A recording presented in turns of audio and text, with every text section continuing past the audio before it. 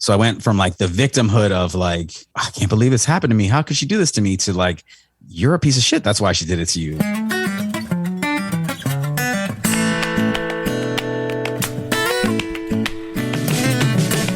Welcome to another episode of Chewing the Fat. I am your host, Big Rob. Thank you so much for downloading and tuning in. I certainly do appreciate it. Also want to say a big shout out to @GardenCityArtist on Instagram. I appreciate the coffee that you bought me at chewingthefatbr.com. It definitely helps keep these late night edit sessions rolling, and I do appreciate that. I also appreciate the guests that I have on the show, and I'm so excited to bring on today. It's somebody who I have been talking to for a while, and we were just trying to make it work out. Please welcome Enero Maura. You were drinking a drink and it messed me up. I was like, wait, is he not ready? I didn't want to like have you spit water out. No. I'm good. I'm totally ready. Enero Maura, please welcome to the show, man. Hey, man, thank you for having me. This is I'm happy to do this. I'm really ready to get on here and do this because there's some stuff that you normally get into that I figure is probably better actually for your show than my show, which is weird. And also, I have to get you on my show as well. So let's do this. Let's get into this. We'll do it. Enero is a podcaster like myself. He has his own podcast called Sidepiece Season, and we'll go into what that is as well. But also, he is a nurse as well, correct? Correct. Tell me about Sidepiece Season. So one of my buddies recently said that it's clickbait. Clickbait. He's like, you don't talk about side pieces at all. You don't give me any tips. You don't give me any pointers. This is pointless. You're clickbaiting me. So my focus is relationships on my podcast, and not just the standard relationships, right? There's relationships are like diets. There's a million of them out there. Like what works for you might not work for somebody else. And I want to talk about all the things that happen in relationships. So a lot of people would only get onto, somebody having a side piece or something like that. They'd only like really get into that with kind of like, aggression and hate. Like, how dare you, it's amoral. It's sacrilegious, whatever, and, it's a thing. It's something that does happen like quite a bit, really, like if you look at it. So I thought, why not? And I have had some experience in that field myself. So I thought, you know what, let's bring it all to bear in a podcast where we can talk about relationships, and hopefully the goal is to get people to be the best that they can be, like solo outside of the relationship, so that they can, so when they show up and bring that into the relationship, it's that much better. And if you're in a side piece relationship, why are you in it? Like, let's look at that, because there might be something that are you doing it because you're trying to fulfill some need that you're not getting filled elsewhere? And if that's the case, why can't you do it at home? Like, is there something internal that you need to work on? Right. Like, everybody's always like, oh, how did you do? How could you? It's like, well, why could you? Like, what's pushing you in that direction? So, the focus is, it's definitely not a how to get a side piece podcast. That is not. Or else you would have named it that, right? You just named it how to get a side piece. And, my mom technically was a side piece. Like it's one of those things, I was telling somebody one time, I was like, I'm the son of side piece. So like it's been in from the beginning, like since before I was born, right? I've been affiliated with it. And, obviously I also love relationships. I think that's, if you can get somebody that's really got your back and just it's nourishing and nurturing, right. Things are just better, right? Like it's nice to know that you've got somebody that has your back. Cause it's kind of, it can get cold out there in the streets. Yeah, it can. So it's nice to know. So I just want people to have the best relationships possible. And that involves things like setting boundaries on yourself and setting boundaries on others. And all of these things that happen, there's people always think, I think there's a overall assumption that if somebody has a side piece, like in a marriage that their marriage is over. Right. But the data doesn't back that up. Like generally it will survive that one time. Right. You know, and now the trust is obviously going to be an issue because the trust is like a piece of china, right? You break it, you can put it back together, but you probably won't have all the pieces back. So, right. You know, it's not going to be 100% ever again. Mm-hmm. That doesn't mean that you can't have something that's functional and, you know, useful. But generally speaking, you know, that infidelity doesn't break up. That type of sexual infidelity doesn't break up the marriage. It's a lot of not showing up in a bunch of other ways, right? Or whatever the relationship is. I mean, I'm not going to just say marriage, but people don't show up for each other. And at some point, the action of not showing up repeatedly kind of tells the person all they need to know, right? It's like, it might not happen right off the bat, but like at some point it's like, yeah, okay, the evidence of your action says that you don't really care about me. Right. So that's not cool with me. I'm out. Yeah. Yeah. I mean, sometimes it's not just the lack of, physical intimacy. It's the emotional intimacy that's missing, you know, if you're not making that connection, if you're not meeting that person on that deep need level, you know, that's when the problems start to arise. I know, as you're talking about, you know, the relationships are all different now. It was just last week I saw that in Vogue magazine, they've got an article, you know, is monogamy over? Yeah, never. You know, but, you know, talking about that there are new relationships out there. There are people who are, you know, venturing into thruples and things like that, you know, to have those needs. And of course, I mean, there's been like TV shows and stuff of all us, you know, with like, you know, sister wives and this and that, and, you know, all this other stuff. I mean, yes, there's so many different types of relationships that are out there. I think that's the big thing is the realization that there are like the typical, you know, thing that's promoted the most here in America is the one man, one woman, you know, you have your 2.5 kids, all of that stuff. And that's what's presented and promoted the most. And that's the type that I prefer. Like you know, like the thought of having sex with two women is exciting, but to actually be in a relationship with two women, that's very that's too much action. That's too much work for me. Like personally, I'm not knocking it for the people that are, but that like, no, not for me, but there's people out there that it works for. Right. So I'm not poo-pooing it, and I'm not trying to downplay it and say that it's not good or anything. Just like people are trying to say monogamy's dead, monogamy's outdated, and it doesn't work. And no, it works for a lot of people. It doesn't work for everybody, though. I will give you that. It's not the answer for everybody.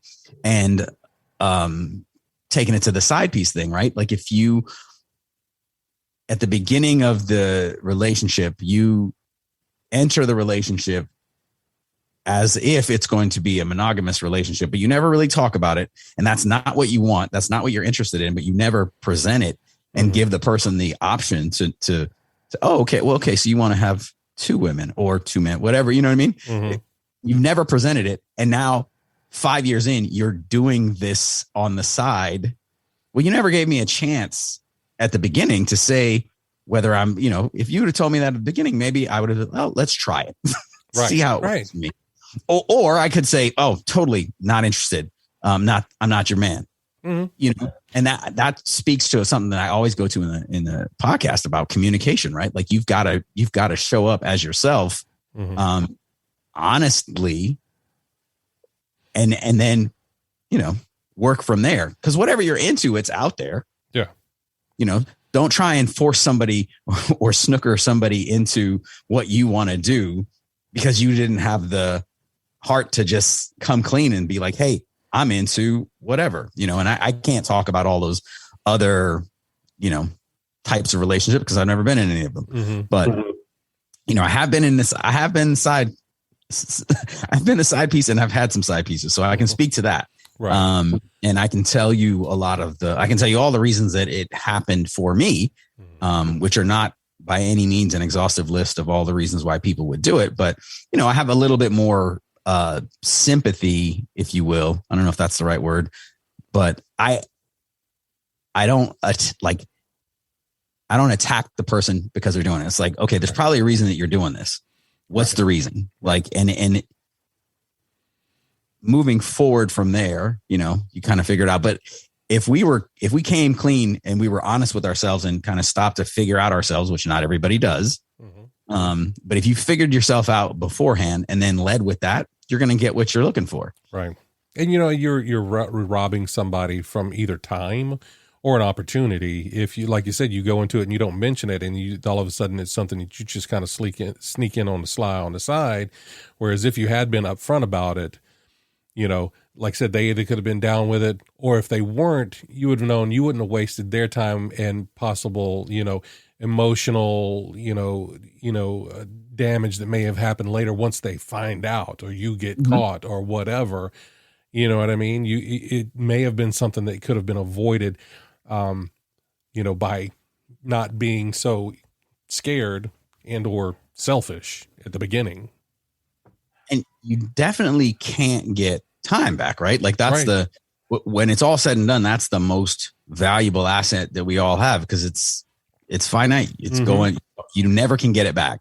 So you owe it to that other person and to yourself, like, because a lot of people don't really do that self-reflection and get to where they understand themselves fully. Yeah. Or I don't know if you ever understand yourself fully, but you know what I'm saying? They don't do any self-reflection whatsoever. And there's things that they don't really like. I don't really plan. One of my buddies, when he was getting married, he was like, I don't intend to stop having sex with other women. And I was like, that's interesting. Like, does your fiance know that? Like, because of course she didn't, and it's like, if you knew that about yourself, you should lead with that, because there's somebody out there that's totally fine with that. But you don't know, and the assumption probably is that your fiance is not, and now you're going to just move forward with that. You're potentially wasting a lot of her time, and like you said, causing a lot of pain, suffering. Yeah, which that's the other thing. Like, I think people, the more selfish you are, the more damage you invariably will cause. Because that it ripples out, right? Yeah. And I think that's like you said, that's part of it. You've got to, and this applies to pretty much anything in the world, to not be selfish, to think of other people, to approach things with kindness. It's like, hey, yeah, this is something I'm into. Are you into it? I'm asking that because I don't want to waste your time. I don't want to waste my time. You know, and if you're not, that's fine. That doesn't mean that we can't still be friends or this, that, or the other. But we know that this particular type of matrimonial type of relationship just is not what we need to do. Yeah. Yeah. The thing about it too, like, I think a lot of people are so afraid to just say what they want, because they're literally afraid of the response. But you shouldn't be afraid. Like, what you want is what you should go after. So if like, hey, this person's beautiful, I like everything about them, but I don't want to be, in a throuple, and that's what they want. If you know that at the beginning, it sucks, but you know what? This is not the only person out there that's for me. Right. There's probably 1,000 people that are a great match for me. Yeah. And this isn't this. I like most of the stuff about this person, but they have this one thing that I'm not interested in. So I got to go look for one of the other, right. And scratch off one. I still got 999 to go. Right. Yeah. And that's hard work. And maybe you're like, oh, I'm so tired of trying, the dating scene sucks. And it's so difficult and blah, blah, blah, blah, blah. Okay. It's like, all right, well, are you gonna just give up on what you want and your standards and your boundaries? You're just gonna break those down because it's hard? Yeah. One of the things, so you've heard, I'm sure, happy wife, happy life, right? Yeah. And I was just talking to a buddy of mine about that, because he is going through divorce, and he has lived his life trying to live up to the happy wife, happy life thing. And as it turns out, she just took.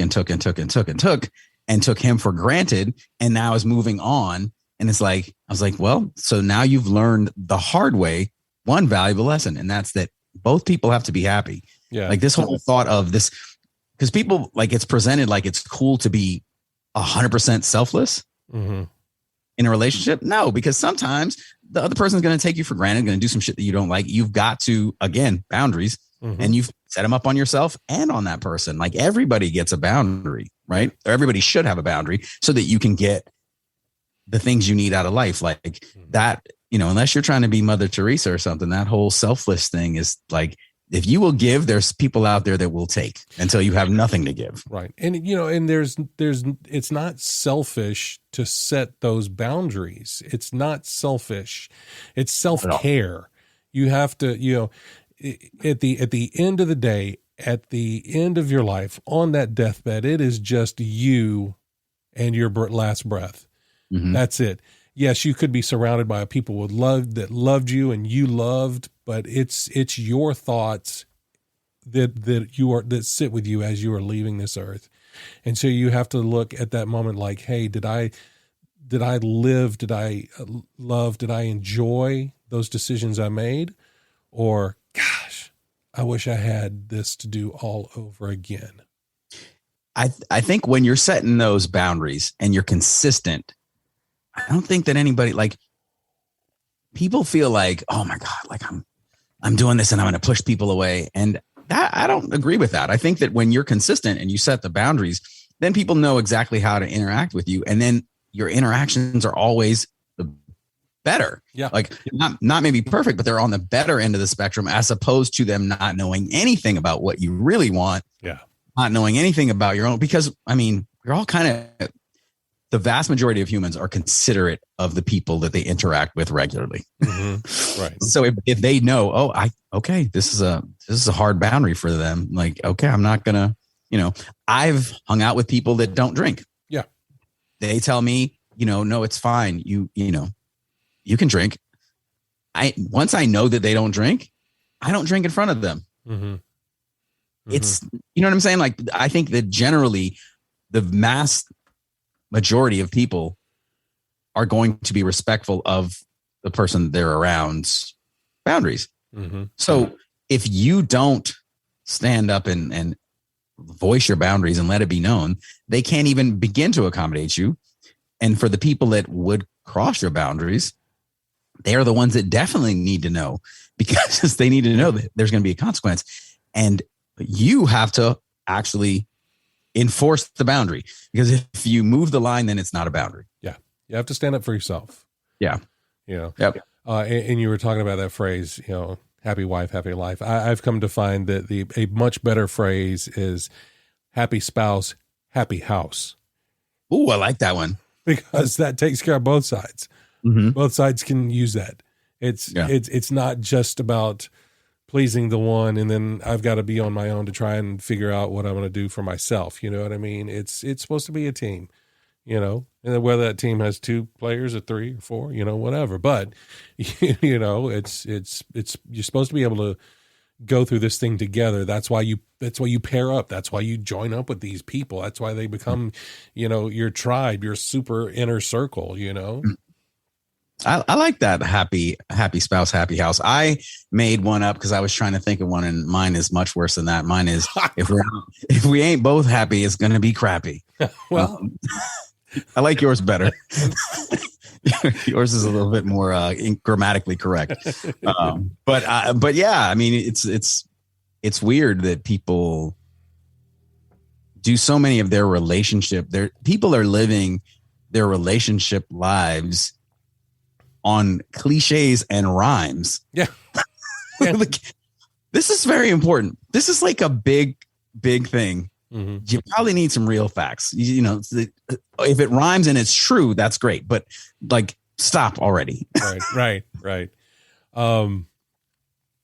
You're calling in from Glendale, Arizona. Is that right? Yep. That's where I'm at right now. So talk to me about how your job as a nurse has, you know, because I'm sure you see families and obviously individuals and things like that. And hell, you may have been present at deathbed confessions and things like that, with what you have to do. How has that job just influenced your perception of relationships? So definitely.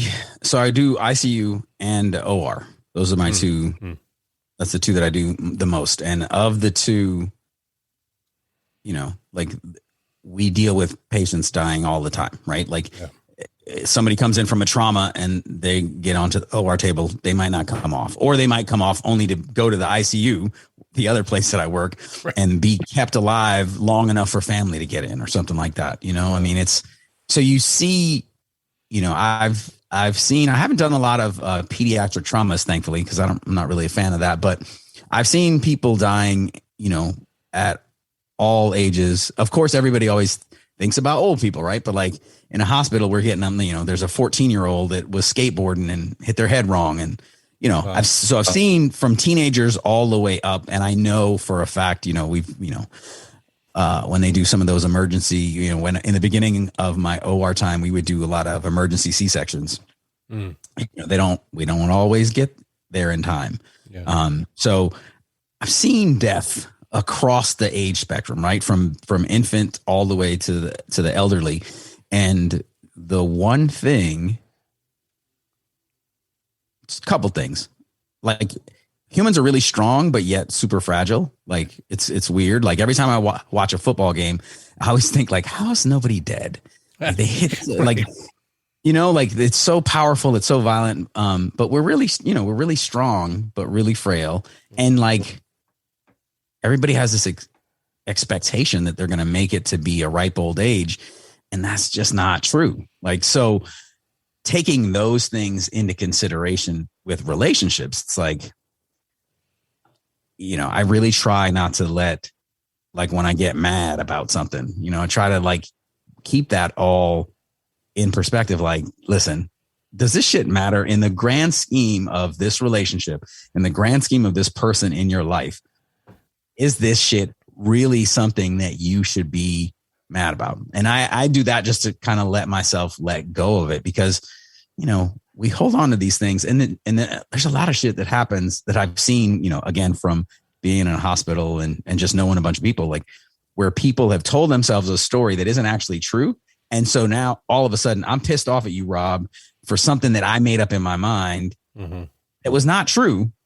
And I'm like, it's totally altered the course of our relationship. And, the friendship is just ruined because I'm thinking about some shit that's not even real. Right. Yeah. So I try to like focus on the important things, like, because none of the, like you said about, on your deathbed, I've never heard anybody that was on their way out being like, you know what, in high school, there was this dude and he was a jerk to me one day. Fuck him. Nobody's ever said some shit like that, right? It's like you get so in your ego and so emotional about these some trivial shit. It's like, there's big things to be, there's big issues to deal with for sure. And like, if it's not something really, really huge and significant, you need to let that shit go and move on. So that would be my takeaway from, because I mean, people, you always think, I'll do it tomorrow. Next year, I'll do it next year. When I turn 50, I'm gonna go on a trip to such and such. There's a lot of that, procrastination and just, living on the assumption that you have infinite time when no matter what, you don't have infinite time. Yeah. Yeah. And I think we're all guilty of that to a certain extent. You know what I mean? It's like we all think we're kind of immortal, younger people much more so than older people. I realize every time I wake up in the morning, I am not immortal, because if I did, all these gears would work the way that they're supposed to and not creak and crack and pop, but it's one of those things where you have to say, take the trip, buy the car, see the show, kiss the girl, whatever it is, if that's on your, your bucket list, things that are on the bucket list, it's like, well, that should not be a bucket list. That should just be like a regular to-do list. It's like, okay, which one of these things can I do today? Well, I want to go skydiving or something. Okay, cool. That way that's now off the list. And now you can put something else there for tomorrow. Yeah. And if tomorrow doesn't come, you at least will have done some cool shit, Yeah, man. I mean, it's definitely, it's your life. Nobody else is going to do it for you. And to think that you have all of this time is a huge mistake that most of us make. And, I see this stuff all the time. But it's not like I don't always, I don't carpe diem every day, Shout like out, it's, yeah, that's right. What's up, Moj? But yeah, no, it's one of those things. Like you definitely need to, you don't know how much time you have. It's corny, super corny, but the present is a gift, right? Yeah, no, seriously. It's really a gift. I mean, and it's a super corny saying, and I hate that it's so corny, but it's also 100% true. Yeah. You don't know, like you can think all you want about tomorrow, might not make it there. And then like all that shit that happened, like everything that happened yesterday, really, you should just let that shit be in the past. Cause that's where it is. It's you have right now. Yeah. We're doing this. Thanks again for having me on your podcast. It's dope to see. And yeah, man, it's like, this is what we got. Like make the most of it. Enjoy it. Yeah. That's the other thing. Enjoy it. So if things are happening that are stopping you, don't worry about, how much money you're making and all that stuff. Like if you should be able to enjoy where you're at for free. Yeah. So if there's things that are getting in the way of that, let's figure that out. Like whether you need to get to counseling or something, or if it's just something, again, like you're living off of some things, I'm 51 years old and I spent a lot of my 20s and 30s mad about shit that happened to me when I was single digits and teens, right? My family life. Like I spent a lot of time really fucking mad about that shit. Like you're not 8 no more. Right. Let that shit go. Yeah. You're not 12 no more. Let that shit go. And some of it could have been really major. Like mine wasn't. Mine was just like when I look at all the things that are out there, it wasn't as bad as some of the things that I know some people have gone through. But I wasn't mature enough to realize that then. And I was holding on to it. And like, it was impacting things that I did, to include my relationships. Yeah. So, it's like, you're not 8 years old no more. Let that shit go. Yeah. And that's one of those things is also, forgiveness is a big boy pants adult flex. I mean, that's major adulting when you learn forgiveness and how to give forgiveness and how to accept forgiveness too.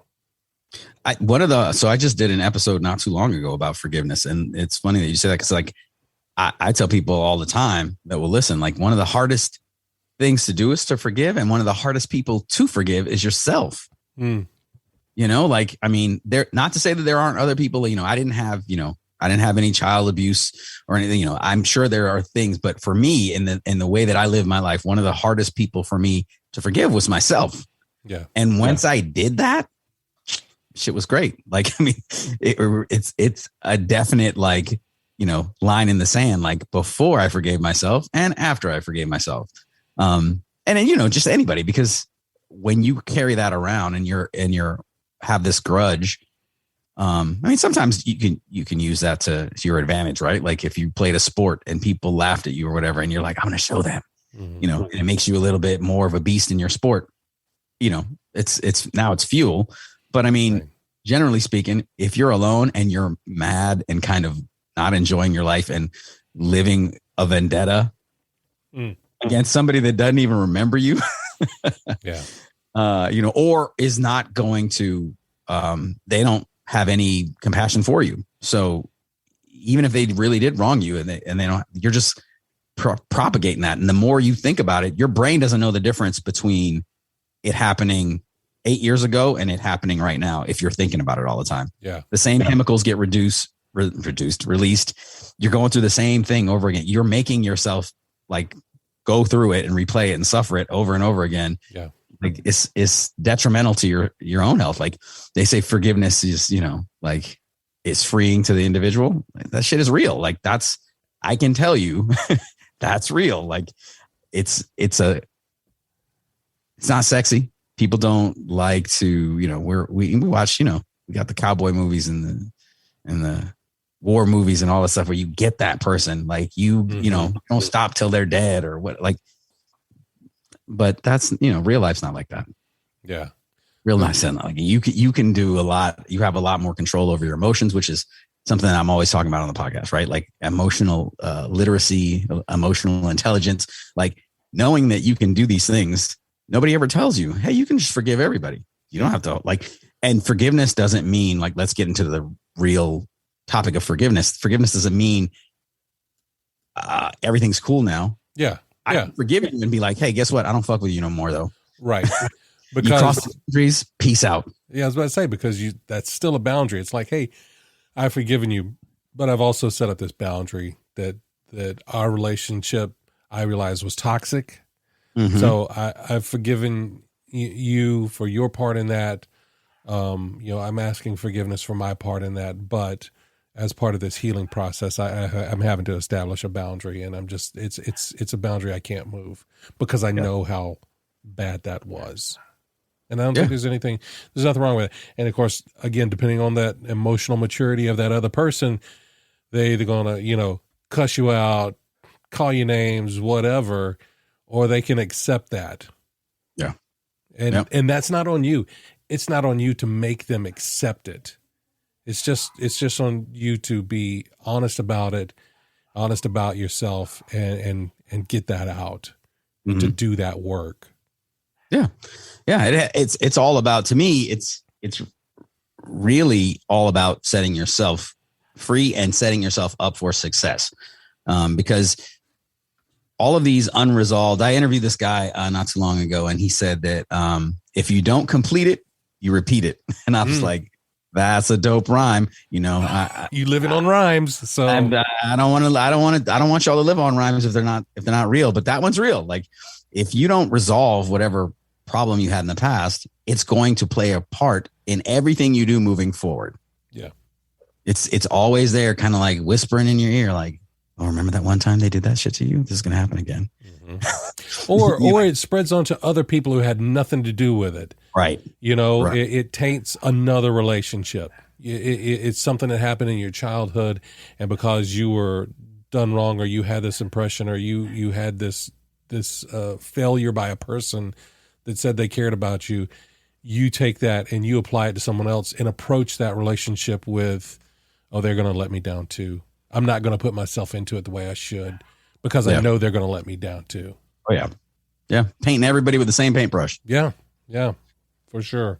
So your job as in the OR and in the ICU really fascinates me. Do you have any stories from that just come to mind that were like, you ain't got to tell people's names or whatever, but just humorous operating room stories, because my mother was an operating room nurse for 35 years. She tells some stories. Now, granted, she was a nurse at a time that was completely different from the time you are a nurse. Mm-hmm. So they didn't have all the modern technology they have now. And she tells a story about a woman's hair catching on fire from the anesthesia one time. But the oxygen came out. Hair went up on a cauterizing gun. But and having to pat it out. But you got any anecdotes from the surgical gallery? I can tell you there's a lot of crazy things that I can tell you, and but I'm going to tell you one that's just funny, and it kind of falls in line with since there is a undercurrent of sex in my podcast. I'm gonna a very minor one actually, but it's there. So we had this kid that came in. He was a young guy. He was in the Navy, and he was riding a crotch rocket, and he had an accident, broke his neck. So he had a priapism. I don't know if you know what that is. That's when you just have a spontaneous erection. Okay.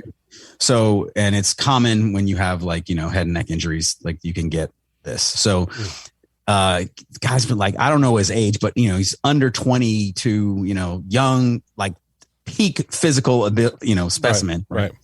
So we had this nurse that is, I won't use her name, but she was probably in her 50s.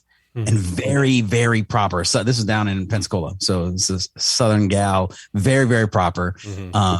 And she was like, we were getting it. And back then I was a surgical tech. So I wasn't a nurse at that point. And so I'm setting up all my instruments and I kind of have my back turned to all of that. And the doctor came in just to hang up some x-rays and stuff. We weren't digital back then. And he's hanging on, he's saying, hey, we're going to do this, and this. And, I don't know if it's going to work or not, but we got to try. And just as he said, we got to try, she pulled off we transferred, I guess they were transferring him from the stretcher onto the OR bed, and she pulled the sheets off. And he, so now you got this Greek god of a kid, with this huge, he was big. He was big. And he had this huge erection. And she goes, oh yes, we have to save him.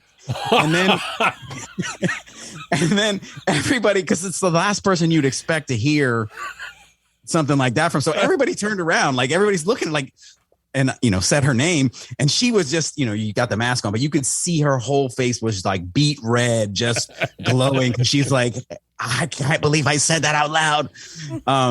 But that was pretty funny. That was a great, but like, she's just like, ta-da, like, oh my God, we have to save him.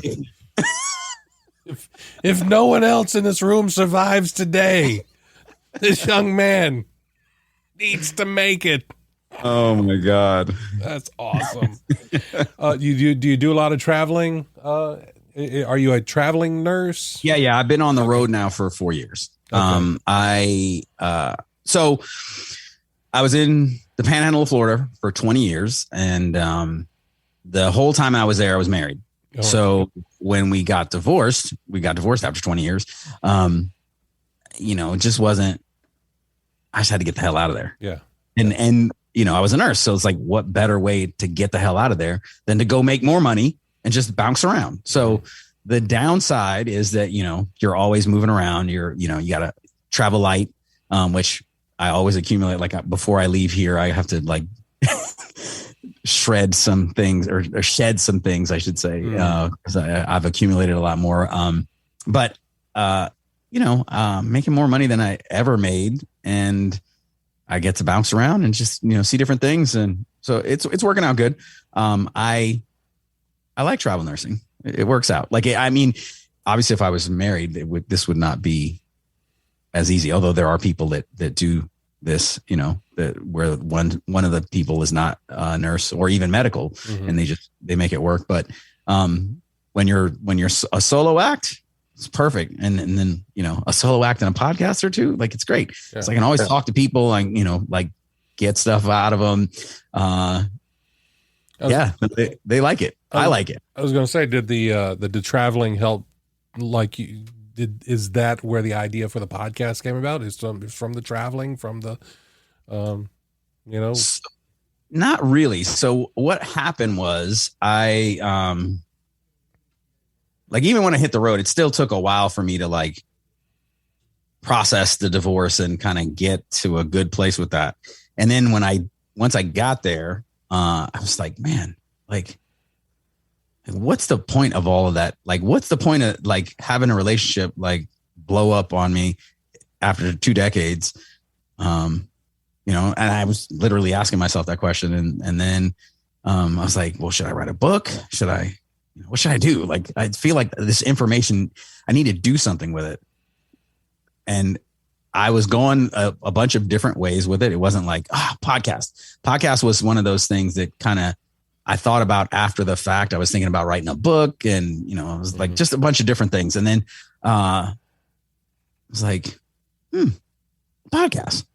Like, I think that could work. Like, if I could do it the right way, and talk about it. I mean, there's literally podcast about everything. So was like, why not like, a divorced dude that, has had a lot of exposure to the side piece thing and just seen a lot of relationship things occur, because obviously tons of nurses, are married. And so I'm working with a lot of women and I get to hear their side a lot. And I know some of the men's side. So I was like, you know what, I'm going to use this. I'm going to take all of this that I know and that I've been exposed to.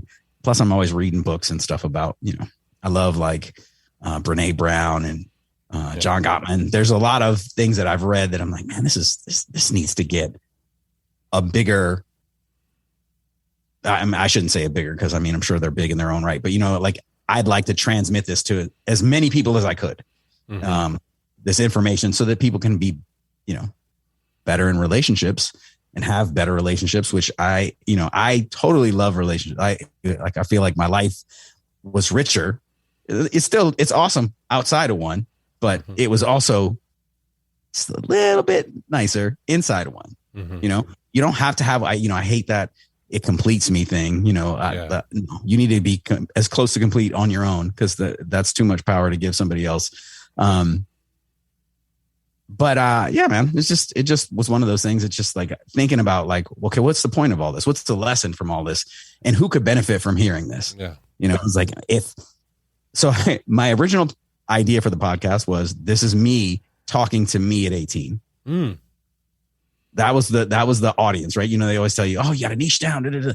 Yeah. Like legitimately, my podcast was like, again, there's no time machines, but my podcast is me talking to me at 18, knowing like the kind of stupid things that I believed back then, And it's funny because looking at my demographics, when I get into the whole thing, like there's nobody in that age group. Right. But also there's plenty of people that are in my age group and that don't know the thing, that they're like, oh, wow. Somebody was a 40-year-old hit me up and was like, I'd never heard that before. And I'm like, damn, man, you're 40. Like, I don't know. So I know that there's people out there that don't know and don't have somebody that's, interested in like, hey, let's actually get you to the place where you can be able to really rock a relationship and have a fantastic one.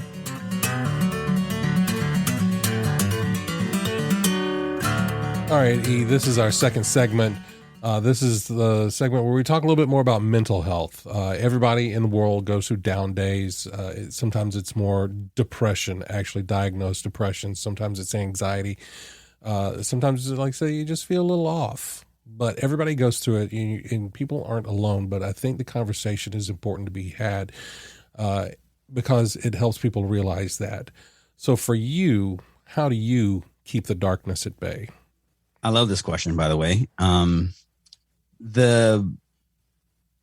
the things that I'm a big practitioner of gratitude. Like once I went through, so the first big hurdle was for me to stop feeling like I was victimized. Like the divorce kind of caught me.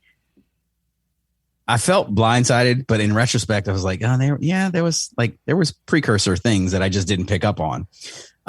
But overall, I felt kind of blindsided, and I kind of really, really embraced the victim mode. And that sent me into like, I wouldn't say depression. I would say despair, right? Like I just felt like, like this has never happened to anybody else. I felt like such a failure and on all these different levels. And, so once I was able to like get some distance, kind of calm down the emotions and start to think straight and realize like the things that I did and the cues that I missed, I felt really like, then I was really down on myself. So that kind of made the despair change to like, you're a piece of shit. So I went from like the victimhood of like, I can't believe it's happened to me. How could she do this to me? To like, you're a piece of shit. That's why she did it to you. Like, so once I was able to forgive myself, like everything kind of opened up. Then I was able to appreciate what I still had. And slowly but surely I got back and got stronger. But like, I was definitely, before all that, I was very, very, I didn't care if I lived or died. I wasn't suicidal. You know what? That's putting it too light. I wasn't suicidal, as in I would not have killed myself, but I did a lot of shit that could have resulted in great personal harm, maybe even up to death. I was drinking and driving like a savage. I was, I lived in the South. So I'm everywhere I go, I'm carrying a gun. Just a lot of, going to places I shouldn't be, like rough and tumble spots, things like that. I just did a lot of things that were, I'm not going to kill me, but if something happens and I die, okay. Cause I really didn't want to, I didn't want to feel that pain. So I didn't have a direct plan of something that I was going to do, but I took a lot of, I feel ashamed, particularly about the drinking and driving, because when I was doing it in the moment and all of that pain and thinking about that stuff, I never thought about the ramifications, right? I could have hit somebody else and killed, I could have killed somebody, an innocent bystander, didn't have shit to do with my dumb shit and my inability to process the situation. So that really got hammered home one night. I was at a party and a friend got drunk and they're like, "Oh, take her home," and I'm like, and I drove her home. And then the next day, I was drunk. I was not as drunk as she was because she was damn near passed out. But I was thinking, I wasn't much better than her. And she could have, the safest thing for her to do would have just been sleep there and wake up and drive herself home in the morning. But I took her life into my hands. And that made me say, okay, you got to stop this shit. You're just wallowing in this. You got to get through this. And the only way through it is through it. So, processed a lot of things, had to forgive myself. And then that just kind of set me on the thing where I was analyzing things differently and really trying to be grateful for, then I was able to appreciate all the things, because I put so many people at risk, their health and well-being at risk.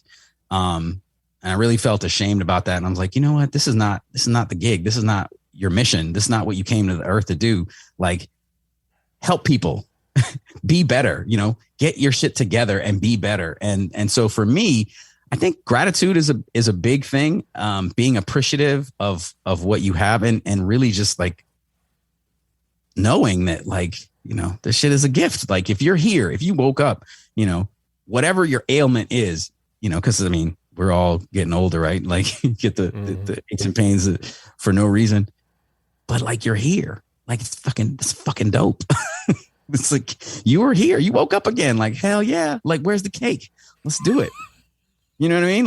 Yeah. So that's how I keep it at bay, man. I focus on the positivity. And that's one of the things from the standpoint of, the podcast has this name, Sidepiece Season. You'd expect it to be dealing with salacious stuff and negative stuff. But I only really want, of course we talk about bad things because you have to talk about negative aspects of relationships, but I'm doing it to pump the positivity. I want people to be the best version of themselves they can be and have fucking amazing relationships, and hey, if I can get you to be thankful for everything that you have, I'm for it.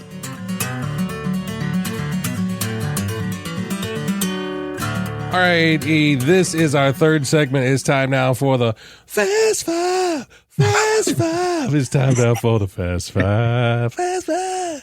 Sorry, I don't have a theme song. I'm still working on it. But Fast Five is powered by Poddex. It's an app created by our friend Travis Brown. What's up, Travis? What up, Travis? It's great for podcasters. Always give you interview questions and icebreakers. But like I said, it's great. Get the physical decks and keep a few in your wallet, or your back pocket. When you just meet strangers on the street, just ask them a random question. See how that turns out in life, But if you go to chewinthefatbr.com/poddex, you can use the promo code CHEW, get 10% off your physical decks. All right, E, are you ready for this? I'm ready, man. Let's go. All right. It's just 5 random questions. Answer the first thing comes off the top of your head. No wrong answers. All right? Here we go.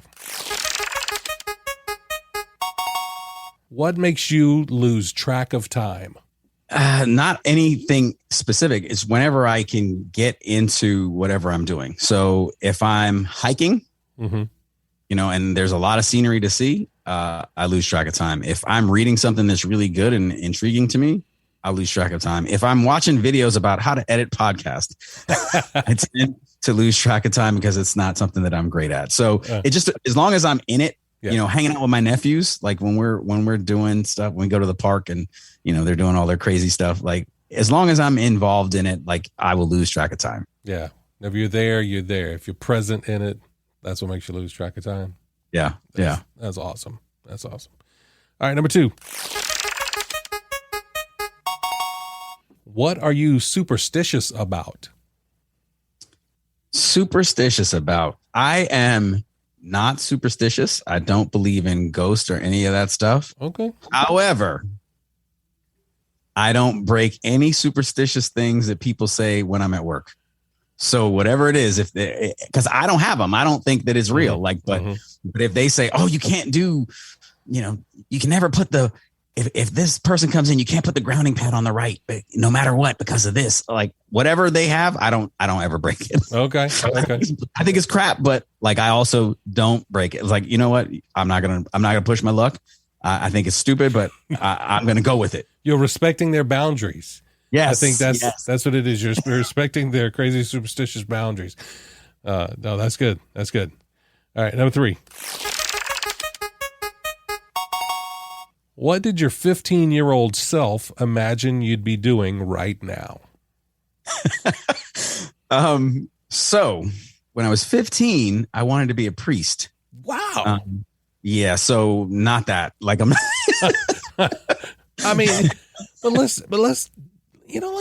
look into that though. I mean, you are kind of counseling folks. And speaking of relationships, I mean, there is a part of that still in you.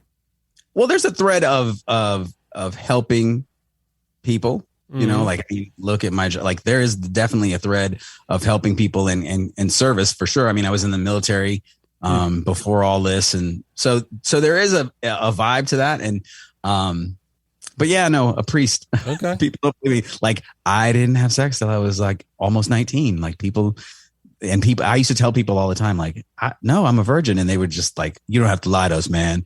If you don't want to talk about it, don't talk about it. I'm like, I'm not lying to you. And they didn't believe it.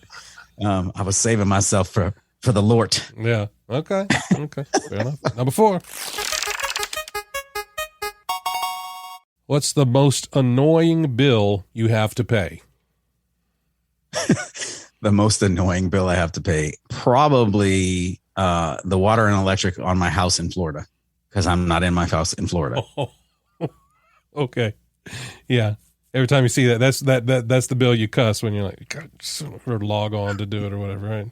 Yeah. I got it. All right. And number 5. What is the best type of cheese?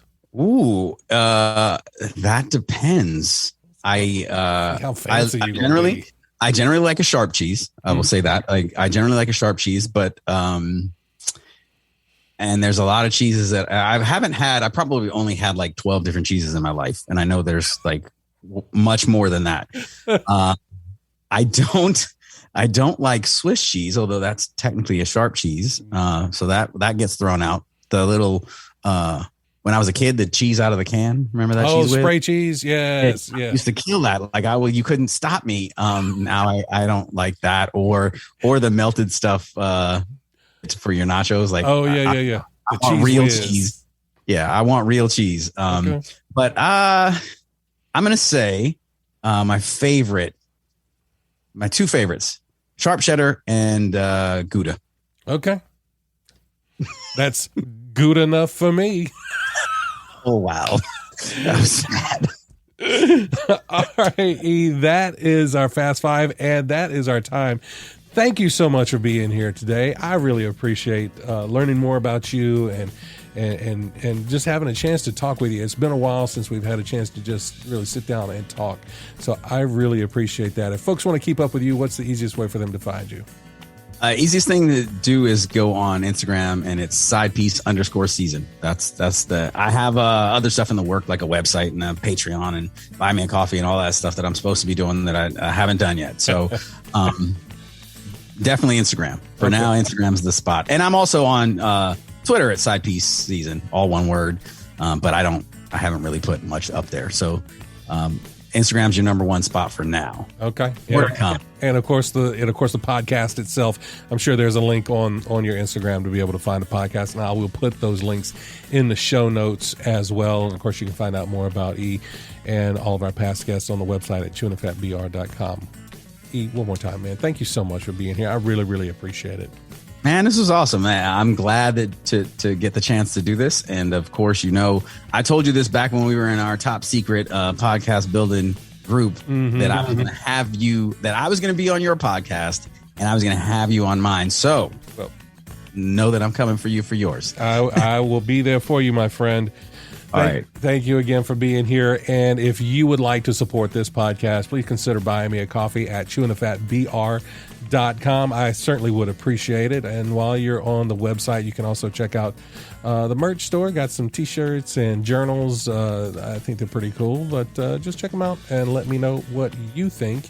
And I look forward to the next time when we have some time to sit a spell and chew the fat.